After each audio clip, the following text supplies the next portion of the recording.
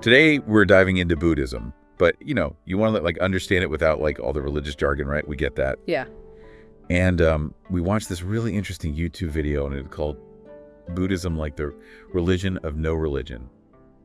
And it really kind of got me thinking. Yeah, it is a fascinating take on it, I think. What's really interesting is that it challenges what we even think of as a religion. Yeah. It's like true spirituality isn't about dogma or worshiping a higher power. It's more about direct experience, of reality and stuff. Yeah, it really flipped the script for me. I had all these preconceived notions about Buddhism. Right. And the video, right out of the gate, says there's no God in the traditional sense, no sacred texts, no heaven or hell. Right. I mean, that's pretty different from most religions, right? Exactly. Yeah. It's not about believing in things. It's more about understanding the nature of reality and where we fit into it all. Yep. And that actually leads to one of the most thought-provoking ideas in the video. It's this idea that maybe our belief in God comes from our own vulnerability and need for comfort and control, rather than from God actually existing. I mean, I guess I can see why that would be comforting, but isn't it kind of like wishful thinking? Well, the video used this analogy of people on a plane with no pilot. Right. And they're freaking out and need to believe that somebody is in control. Yeah, it's a really interesting analogy, right? It kind of shows our deep human need for certainty Right. and security in a world that can feel really chaotic. Yeah, for sure. So if Buddhism rejects this idea of a higher power calling the shots, Right. what does it offer instead? How do we deal with all the difficulties and curveballs that life throws our way? That's a great question. So Buddhism acknowledges that there is suffering in life. Yeah. They call it dukkha in Pali, which is the language of the original Buddhist texts. Okay. And it's not just about physical pain, but a deeper sense of unease and dissatisfaction that we all kind of experience. Yeah. I think we've all felt that, even when things are going well, there's still this underlying feeling that something's missing. Right, exactly. The video used this example of the Kalpavriksha. It's this wish-fulfilling tree from Indian mythology. Right, yeah. And it says even if you had infinite wishes granted, you still wouldn't find true satisfaction. Right. It's a great example of how Buddhism goes deeper. Yeah. It looks at the nature of desire itself and how our craving for more actually keeps us trapped in this cycle of always wanting more, never being satisfied. Right. So this is where the Four Noble Truths come in. Exactly. Yeah, the Four Noble Truths are kind of a central teaching in Buddhism. Okay. So break it down for me. What are these Four Noble Truths all about? Okay, so basically they outline the nature of suffering. Good. What causes it, the possibility of being free from it, and then the path to actually achieve that freedom. Okay. So the first truth acknowledges that dukkha, the suffering, exists. And the second one says that the root cause of suffering is craving and attachment. Okay, so it's not the external stuff itself, but it's our reaction to it. Exactly. It's our clinging to things that are always changing. Right. Things that are impermanent. Gotcha. Now, the third truth says that it is actually possible to end the suffering by letting go of that craving and attachment. Right. And the fourth truth provides a path, the eightfold path, they call it, to actually achieve this liberation. Okay. That sounds hopeful, but I gotta be honest, the idea of letting go of all desire sounds kind of daunting, even impossible. Yeah, it's a common misunderstanding. It's not about suppressing desire or getting rid of it entirely. Okay. It's more about understanding how desire works and cultivating a more balanced relationship with it.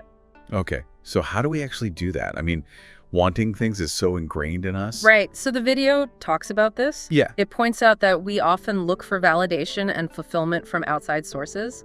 Things like accomplishments, possessions, or what other people think of us. Yeah, it's we're always chasing after something outside of ourselves. Right. Hoping it will finally make us happy. Exactly. The video had this story about a woman engaged to this hotshot marketing guy, and he kept promising her how great things would be.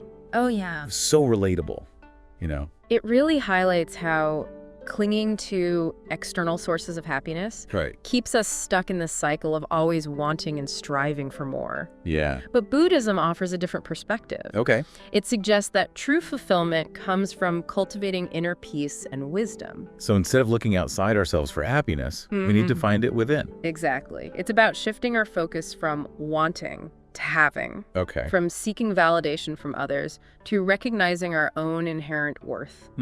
That's interesting.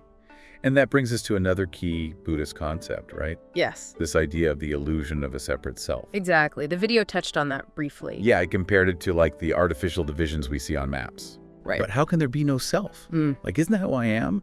My thoughts, my feelings, all that. It's a really deep concept. Buddhism doesn't deny that we have thoughts and feelings and experiences, Right. but it suggests that this sense of I or me Mm-hmm. is more like a constructed identity, Okay. a collection of things that are always changing, Yeah. rather than like a solid permanent entity.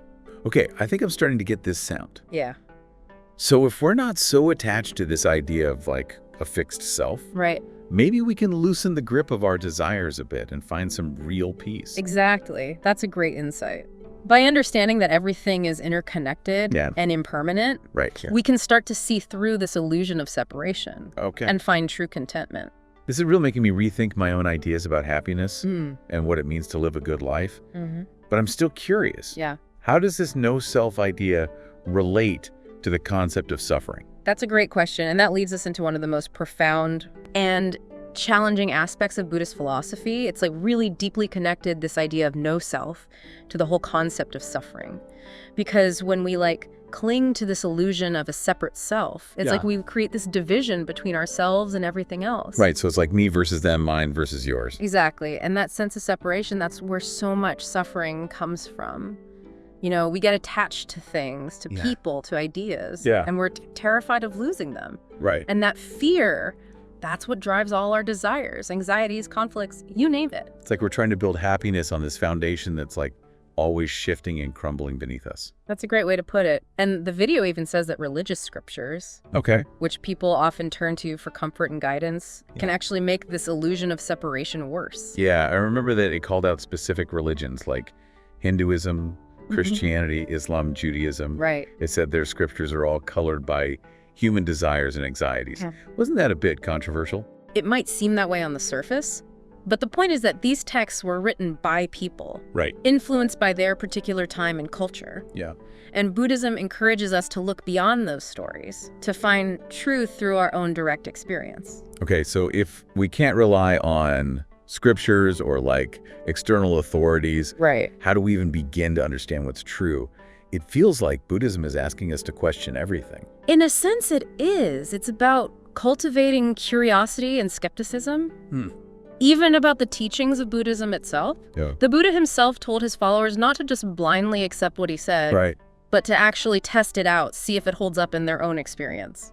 That's pretty cool. It's not about blind faith. It's about personal investigation. Exactly. Do you remember that story from the video about the Gideon's Bible? Oh, yeah. The one with like the instructions for loneliness and the phone number scribbled in it? I remember. That was great. Yeah.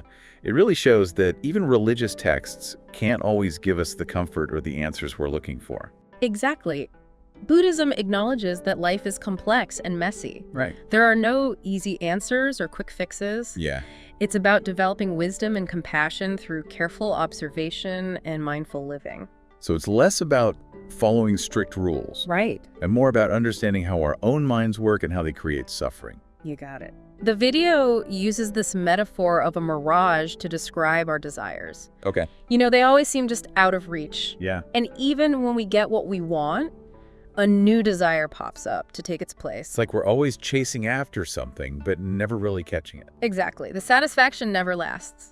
It reminds me of that saying, the grass is always greener on the other side. Totally. Buddhism teaches us that the key to true happiness isn't getting more of what we want, Hmm. but understanding how desire itself works. Yeah. And a big part of that is mindfulness. We've talked about mindfulness before on the show, Right. but how does it fit into this Buddhist framework? Well, mindfulness is like a core practice in Buddhism. It's all about paying attention to the present moment without judgment, noticing our thoughts, feelings, sensations as they come and go, Okay. without getting swept away by them. So instead of dwelling on the past or worrying about the future, it's about being fully present right here, right now. Exactly. The video had this really powerful metaphor. Okay. It compared life to incense that's burning. Every moment that passes is gone forever. Wow, that's kind of intense. Yeah, It really makes you appreciate how precious each moment is. it does. And Buddhism encourages us to use this time wisely. Okay. You know, don't waste it chasing fleeting pleasures or clinging to things that will eventually fade away. Right. Instead, cultivate awareness, compassion wisdom. So what's all four? Like, what's the ultimate goal in Buddhism? The video says it's about achieving liberation from suffering, Okay. not just for ourselves, but for all beings. It's about developing compassion wisdom and this deep understanding of how everything is interconnected. That's a pretty big goal. It's not just about personal enlightenment. Right. It's about like working towards the well-being of everyone. Exactly. And remember, Buddhism isn't about blind faith or dogma. Right. It's an invitation to come and see for yourself. Yeah. Test the teachings out. Okay. See if they resonate with your own experience. That's pretty empowering. It's like, don't just take my word for it. Go and see for yourself. What really got me thinking was this idea that if we achieve this state of no self, Right. then there's no death. It's a pretty radical concept. The idea is that what we really fear about death is the loss of this separate self. Right. This ego that we cling to. Yeah. But if we can let go of that, then death just becomes another transition, a part of the natural cycle of existence. It's like those individual waves dissolving back into the ocean. Exactly. You know, we lose our individual form, but our essence continues on. That's kind of beautiful when you think about it. It is. And the video pointed out that even though figures like Buddha and Mahavira didn't have political power or like leave behind these huge monuments, we still remember them centuries later because of their teachings and the way they lived their lives. It's like their inner light was so strong that it still shines today. Exactly. And that's what Buddhism ultimately offers us, a path to cultivate our own inner light.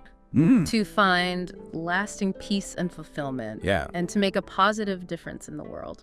This deep dive has really opened my eyes to a whole new way of thinking about spirituality and what it means to live a good life. I'm glad to hear that. Yeah. It's like Buddhism is less about believing in something and more about becoming something. Yes, exactly. It's a practice, a way of life. Yeah. And the video reminded us that the journey starts with a single step.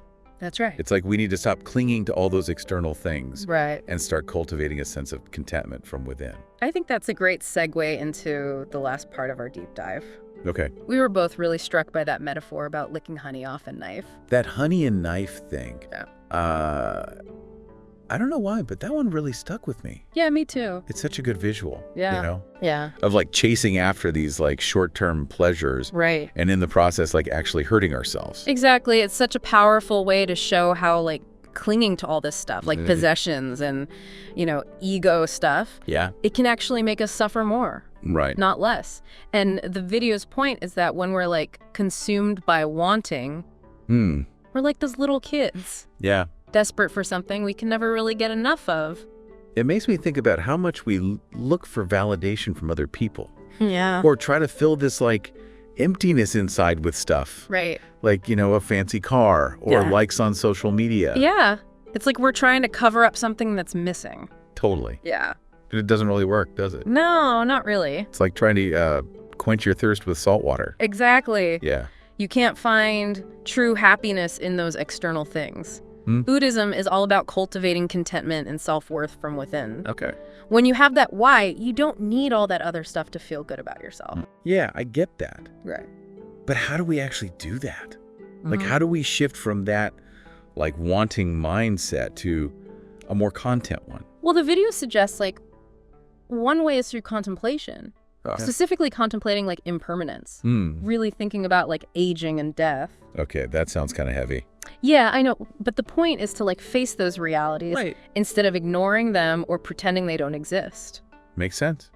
The video talked about how most people, you know, they collect scars over time. Yeah. Like physical and emotional ones. Right. As they get older, it shows, you know, all those experiences they've had. Yeah. The good and the bad. It's like a map of their life, right? Totally.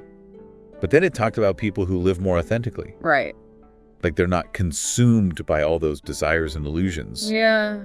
And they seem to like radiate as they age. That's a great point. It's like their inner beauty shines through as they let go of attachments and embrace the present moment. It's a good reminder that real happiness, it doesn't come from like trying to stay young forever. Right. Or having a ton of possessions. It comes from finding peace within. Right. And living by like what you truly value. Exactly.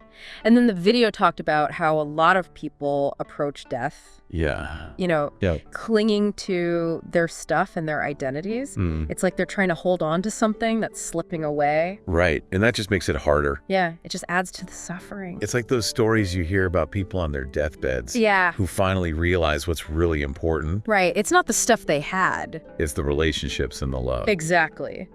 And Buddhism offers this whole different perspective. It says that if we can let go of this idea of a separate self, then death is just a transition, a natural part of life. Like a wave going back into the ocean? Exactly. Loses its form, but its essence is still there. Yeah. It's a comforting thought. It is. So the video wrapped up by saying that Buddhism, it's not just like a philosophy or some belief system. Right. It's like a practice, a way of living. Right. That can really change you. It's about coming and seeing for yourself. Try it out. See how it feels. I like that. This whole deep dive has really made me think differently about spirituality and like what it means to live a good life. Yeah. Buddhism might not have all the answers. Right. But it definitely asks the right questions. It does. It makes you question your beliefs, your desires, even like who you think you are. It's all about pointing us towards more peace, wisdom, compassion. So if every moment is like temporary, what are we going to do with this one? That's something we can all ask ourselves. Thanks for joining us on this deep dive into Buddhism.